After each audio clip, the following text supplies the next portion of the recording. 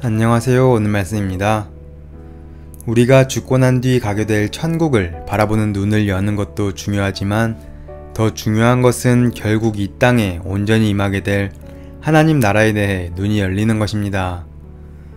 하나님께서는 왜 우리 영혼이 구원받는 순간 우리를 바로 천국으로 데려가지 않으실까요?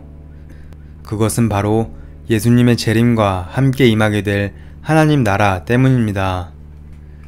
그리스도인들이 예수님을 믿고 죽게 되면 예비된 천국에 가게 됩니다. 그러나 하나님의 계획은 거기서 끝나지 않습니다. 예수님께서 다시 오셔서 온 세상을 다스리시며 영원히 왕노릇하시는 나라가 임하게 될 것입니다. 그 나라를 바라볼 수 있어야 우리가 염세주의에 빠지지 않고 사명이 무엇인지 이해할 수 있게 됩니다. 천국 소망에도 미혹이 있습니다. 천국은 존재하고 이 세상과 비교할 수 없을 정도로 좋은 곳입니다.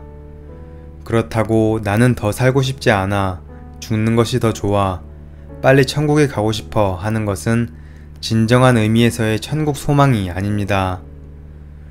누가복음 9장에 보면 예수님께서 어느 날 산에 올라가 놀라운 모습으로 변화되셔서 하늘에 있는 모세와 엘리야와 대화하시는 장면이 나옵니다. 주님과 함께 있던 베드로와 야고보와 요한도 하늘 문이 열리는 것을 보았습니다.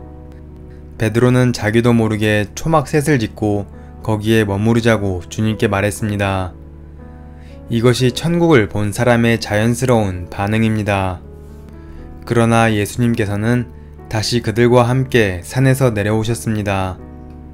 산 아래는 귀신들과 괴로움당하는 아버지와 가족이 기다리고 있었습니다. 주님은 그들을 고쳐주셨습니다. 이것이 예수님께서 우리에게 원하시는 것입니다.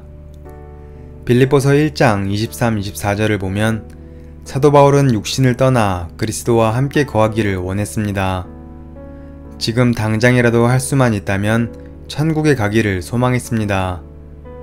천국이 얼마나 좋은 곳인지를 알았기 때문입니다. 그러나 사도 바울은 천국에 가는 것보다 더 유익한 것이 있음을 알았습니다. 이 땅에 살면서 땅 끝까지 모든 족속에게 복음을 전해야 할 선교 완성의 사명입니다.